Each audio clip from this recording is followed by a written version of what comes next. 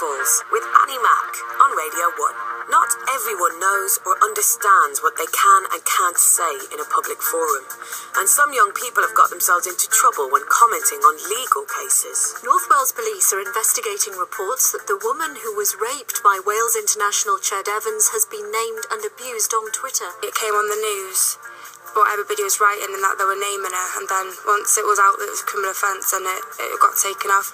So you had no idea that by law victims and alleged victims of rape are given lifelong anonymity, and that by you naming the victim on Twitter that was illegal? I couldn't really see how it was illegal.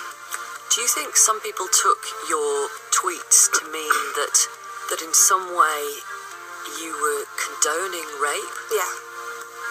That's exactly right. That's why I regret it. And, of course, you've got to be really careful now about who's watching you on Facebook or Twitter when it comes to work.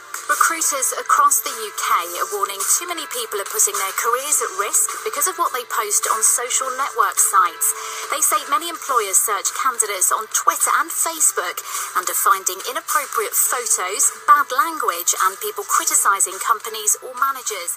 There's nothing worse than being Facebook friends with your boss and then realising that your friend has posted a picture of you out on the Raz the night before you called in sick, for instance. There's people at my work that say, oh, I'm ill tonight, I can't work, but on their Facebook it's their birthday, so they're going out, and then the boss sees it on the Facebook. In the past, when I'd like a Saturday job, I won't get identified for this, but like, if I've like called in sick before, and I've like really like closely wrote on my status like, oh, so hungover, and then I've been like, oh crap, like, I need to delete that, because you forget sometimes that you've got your managers on Facebook. So like I've nearly got myself in hot water for it.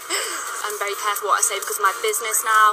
But I think if you're younger, you probably can get away with more. But if you work in a company, then you just need to be more careful with a private account. My mate's done that and he's been caught. But I don't know, why would someone add their own boss on Facebook or something, and then write that and then book a day off work? Simon Bracewell's from the Recruitment Society. Employers have the right to monitor what their employees are doing if it's in connection with the business. And in essence, as an employee, you are therefore governed by that policy. So if you decide to go against that policy, then obviously you are going to get yourself into deep water. If you are posting things on there that at a later date are going to get you into deep trouble, then they're certainly going to come back and haunt you.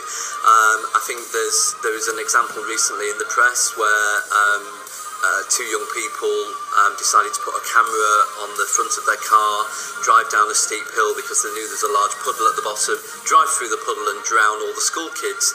They thought it was hilarious. One of the two people, the driver in question, ended up being arrested.